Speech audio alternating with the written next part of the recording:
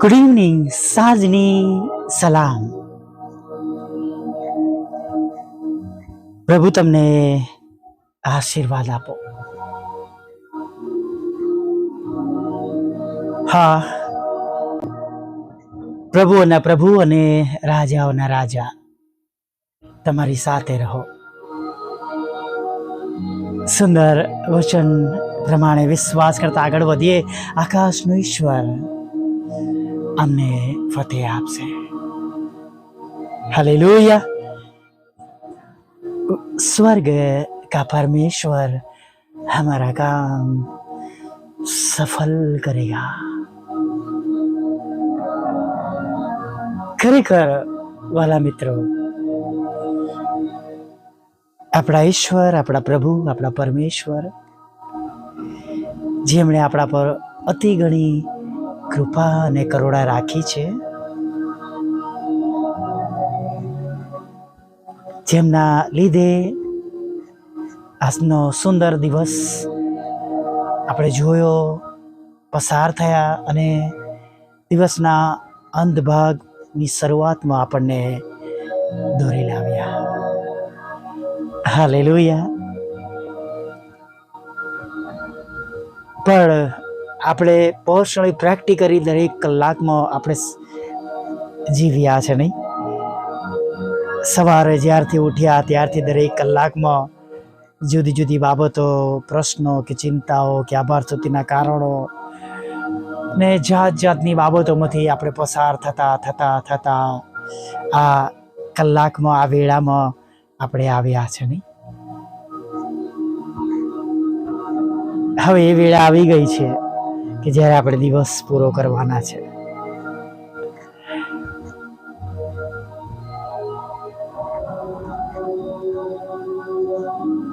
માટે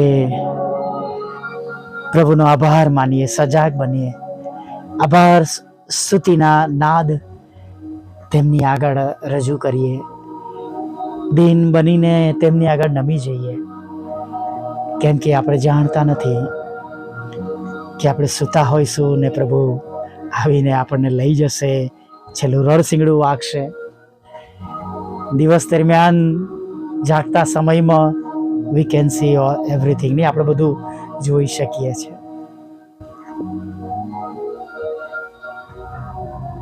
પણ એ ઊંઘ જાણે આપણી આસપાસ શું બને છે આપણે જાણતા નથી. ઘણા લોકો એને અડધું મરણ પણ કહે છે. આંખ ખુલે ત્યારે કંઈ પ્રભુ જીવન આપે છે. માટે પ્રભુની સ્તુતિ કરવાનું ચૂકીએ નહીં, પ્રભુનો આભાર માનવાનું ચૂકીએ નહીં, અને ફરીવાર પ્રભુ સાથે જોડાવાનું નમ્ર દીન બનીને આપણી ભૂલો માટે આપણે પ્રભુની આગળ નમી જવું એ બહુ જરૂરી છે.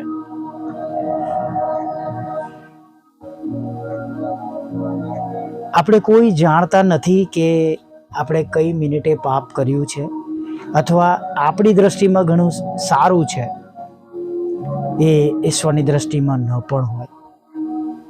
એક વખત મારા ત્યાં કાઉન્સેલિંગ ચાલતું હતું અને એક ભાઈ આગંતુક આવ્યા. અમે આવકાર આપ્યો, પ્રાર્થના માટે આવ્યા હતા, અને કોઈક બાબત બની તો એ અંદર બોલ્યા કે સારા કામ માટે જૂઠું બોલવું વાંધો નહીં. મેં કહું સોરી, એવું તમે ના શીખવાડશો, એ જગતની વાતો છે. પણ પ્રભુ જૂઠું બોલવા માટે ના કહે છે, કેમ કે આપણા ઈશ્વર સત્ય છે. માર્ગ તથા સત્ય હું છું, માર્ગ તથા સત્ય તથા જીવન હું છું. હાલેલુયા. અને માટે એવી ઘણી જગતની બાબતો જે જગત પ્રમાણે કદાચ સાચી હોય, જગતના લોકો એનો આનંદ અનુભવતા હોય, જગતના બાબતો ઘણી બાબતોથી દિલાસો મેળવતા હોય, પણ બધું ક્ષણિક છે. પણ જે બાબતો પ્રભુ આપે છે એ સમરૂની સ્ત્રીને કહે છે કે જે આ પાણી પીવે છે એને તરસ લાગશે, પણ જે હું પાણી આપું છું, જીવતું પાણી, એને ફરી કદી તરસ લાગશે નહીં. એના જીવનમાં જરામાં જર્યા કરશે. હાલેલુયા. મતલબ કે જ્યારે આપણે પ્રભુની પાસે આવી જાય છે, સોંપાઈ જાય છે, પછી દરેક સમયે સમય પ્રમાણે પ્રભુ તરફથી તેમની કૃપા આપણા પર નિરંતર વહેતી રહે છે. યોગ્ય સમયે બધું જ મળે છે. યોગ્ય સમયે બધું મળે છે. હાલેલુયા. પણ ઘણી બધી વાર જે દેખાવું જોઈએ આપણા જીવનમાં એ નથી દેખાતું.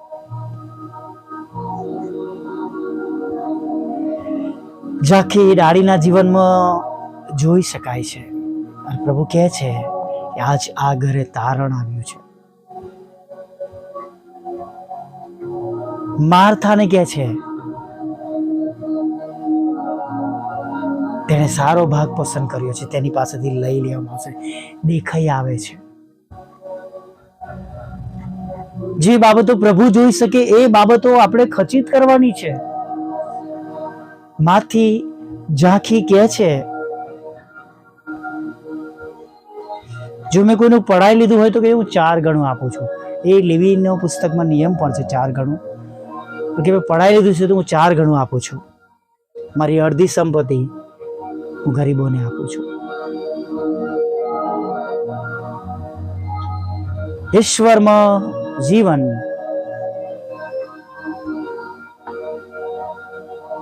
એ જબરજસ્ત બદલાણ છે. ઈશ્વરને જીવન સોંપીએ છીએ પણ આપણામાં કોઈ બદલાવ આવતો નથી. આપણે જેવા છે એવા જ રહીએ છીએ તો હજી કંઈક ખૂટે છે. આપણે પોતે તપાસી જોઈએ. એક વખત એક પ્રભુના સેવકે સરસ ફેસ પર લખ્યું હતું. મને પોતાને પણ આનંદ થયો કારણ કે હું પોતે પણ ક્વાયર સાથે જોડાયેલો છું. એટલે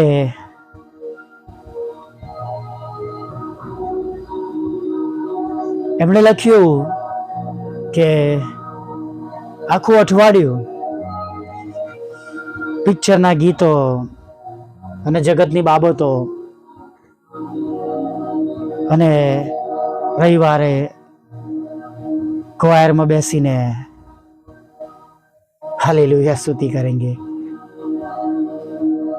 એવું કે જીવન કશા કામનું નથી.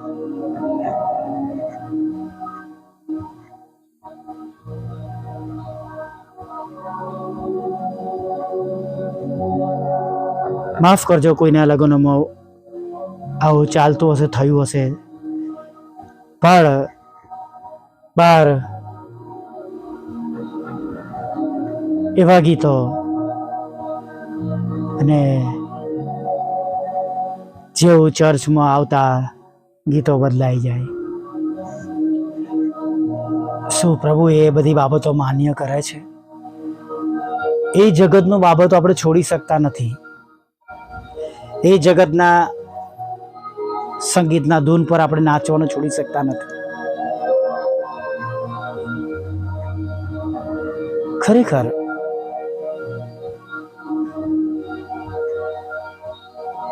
મિત્રો ઘણીવાર એટલા માટે કહે છે કે પ્રભુની પાસે ચાલવું બહુ અઘરું છે. કારણ કે જે નથી છોડી શકાતું પ્રભુને માટે એ જગતની લાભદાયી થોડા સમયમાં આનંદ આપતી બાબતો છે. અને જેમ એ શ્રીમંત માણસ પાછો જતો રહ્યો એમ આપણે છેક દરવાજે આવીને પાછા જતા રહીએ છીએ. સજાગ બનીએ. આ એક એવો સમય છે કે જ્યારે પ્રભુ પોતે વાદળોમાં તમને ને મને લેવાને માટે આવનાર છે. Praise the lord. હાલેલુયા. થોડી કડવી વાતો છે પણ આ સત્ય છે કે જે તમારે ને મારે જાણવું એ બહુ જ જરૂરી છે. પ્રાર્થનામાં જઈએ. વાલા પ્રભુ, અમે તમારી સ્તુતિ કરીએ છીએ. આખા દિવસને માટે અમે તમારો આભાર માનીએ છીએ. દિવસની સંભાળને માટે અમે તમારો આભાર માનીએ છીએ.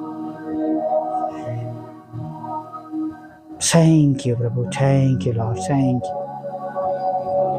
હવે પ્રભુ અત્યારે જ્યારે અમે તમારી આગળ ફરીને એકવાર આવ્યા છે, જેમ દાઉદ કે છે, મને તપાસીને જુઓ પ્રભુ, એમ અમારી તપાસ કરો પ્રભુ. તમારાથી કઈ પણ અમારા વિશે છુપાયેલું નથી. કદાચ પ્રભુ અમે કઈ છુપાયું છે, એકબીજાથી છુપાયું છે, મા બાપથી છુપાયું છે, ભાઈ બહેનોથી છુપાયું છે, પતિ અથવા પત્નીથી છુપાયું છે, મિત્રથી છુપાયું છે, પણ તમારાથી કઈ એવું છુપાયેલું નથી. અને એવા સર્વ છુપાયેલા પાપોને અમને માફ કરજો. એવી છુપાયેલી બાબતો પ્રભુ માફ કરજો, જેનું પાપ ઢંકાઈ ગયું છે, જે લોહીનું ગંદુ છાઈ ગયું છે પ્રભુ. પ્રભુ એમ પ્રભુ તમારી કૃપા અમારા પર થવા દો પ્રભુ. અમારા પાપને તમે મેઘની પેઠે દૂર કરો, અમને શુદ્ધ કરો, પવિત્ર કરો. હા, અમારા લાલ કિરણથી જેવા પાપોને પ્રભુ તમે દૂર કરો, અમને જુફાથી ધોવો, એટલે અમે હિમ કરતા ધોળા થઈ જઈએ એવું થવા દો પ્રભુ. શુદ્ધ કરો, તમારી પાછળ ચાલતા શીખો. સાથે દિવસ દરમિયાન પ્રભુ જે આશીર્વાદો આપ્યા છે એના માટે પણ તમારો અમે પુષ્કળ આભાર માનીએ છીએ. અમે હૃદયથી તમારો આભાર માનીએ છીએ. પણ સાથે પ્રભુ જે જગ્યાઓમાં, જે ઘરોમાં, જે પરિવારોમાં, જે તમારા લોહીમાં ખરીદેલા બાળકોમાં, દીકરા દીકરીઓમાં, જુવાનોમાં, વડીલોમાં, વૃદ્ધોમાં, જ્યાં કઈ તમારી જરૂરિયાતો છે, સહાયની, મદદની જરૂર છે પ્રભુ, તમારી કૃપાની જરૂર છે, તમારી દયાની જરૂર છે પ્રભુ, તમારી કૃપા થવા દો. સાજાપણાની જરૂર છે પ્રભુ. પોતાના રોગોથી ત્રાસી ગયા છે પ્રભુ. એ લોહીવાળી સ્ત્રીની જેમ પ્રભુ બધું ખર્ચાઈ ગયું છે. શેતાન અન્ય માર્ગથી જાણે આવીને પ્રભુ બધી જ મિલકતને પ્રભુ, બધી આવકને ચોરી ગયો છે. ઘરની શાંતિને ચોરી ગયો છે પ્રભુ. કજિયા કંકાસને ઉમેરીને ગયો છે પ્રભુ. આર્થિક ભીડમાં નાખીને ગયો છે, સંકટોને જોખમમાં નાખીને ગયો છે પ્રભુ. તમારી પ્રાર્થનાથી દૂર રાખ્યા છે પ્રભુ. મન બેચેન કરીને, ઉદાસ કરીને, નિરાશ કરીને સહાય કરો પ્રભુ. ફરીને એકવાર તમારા બાળકો તમારામાં પુનઃ સ્થાપિત થાય, મજબૂત બને, પાછા ફરે, શેતાનની જાળોમાંથી બહાર આવી જાય, એ ખોટા બંધનો તૂટી જાય, નિરાશાઓ હટી જાય, અને ફરીને એકવાર પ્રભુ તમારો પ્રકાશ એ સર્વ અંધકારને પ્રભુ દાબી દે, દૂર કરી દે. તમારી પવિત્ર હાજરીમાં પ્રભુ એ બધી બાબતો પડીને ભસ્મ થાય પ્રભુ, એવી અમે પ્રાર્થના કરીએ છીએ પ્રભુ. ડોક્ટરો પણ એ બીમારીઓ ફરીવાર શોધતા રહે એમના શરીરોમાં. ક્યાં ગયો ડાયાબિટીસ, ક્યાં ગયું કેન્સર. પગ સીધા થઈ જાય, હાડકા જોડાઈ જાય, કોમામાંથી બહાર આવી જાય, એવા તંદુરસ્ત બની જાય, એવું સુંદર નવું શરીર મળે પ્રભુ, તંદુરસ્ત શરીર, જેના દ્વારા તેઓ ફરીવાર તમારામાં બેઠા થાય, તમારી સેવા કરનારા બને પ્રભુ. એવું તમે થવા દો. અને નાસ્તા અને કુસ્તા પ્રભુ આભાર સુધી સાથે પ્રભુ કુટુંબ, પરિવારો તમારી આગળ નવી જયા થવા દો પ્રભુ. ખોવાઈ ગયા છે પ્રભુજીઓ, બદફેલીમાં છે, નશાઓમાં છે, શેતાને પ્રભુ જગતની બાબતોમાં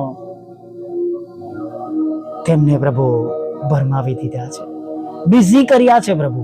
કૃપા કરો, દયા કરો, એ જાળોમાંથી તેમને પાછા કાઢો, છોડાવો, છુટકારો આપો, તેમના જીવનનો નાશ ન થાય. સર્વ લોકો પૃથ્વી પર જાણે તમે ઈશ્વરના દીકરા છો, તમારું રાજ્ય વહેલું આવે, તમારી ઈચ્છા પૂરી થાય, અને દરેક ઘૂંટણ, દરેક જીવ કહું કે તમે દેવના દીકરા છો.